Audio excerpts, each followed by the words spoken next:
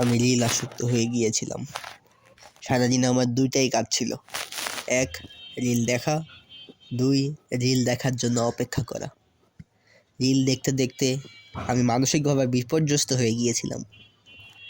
Reel ছাড়া দিন কাটতো না, রাত তো দূরেই থাক, দিন রাত আমার রিলের মধ্যে দিয়ে যেত।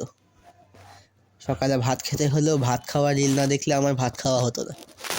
এভাবেই রিল দেখতে দেখতে আমি মানসিকভাবে বিপর্যস্ত হয়ে যাই। মানসিকভাবে বিপর্যস্ত হয়ে আমি রিল দেখতে থাকি। তখনই আমার মনে আসলাম ভিডিও বানানো উচিত। আরে ওইটা বলবা না, তুমি ভিডিও বানানো উচিত তখন এটা জানিস বলতো।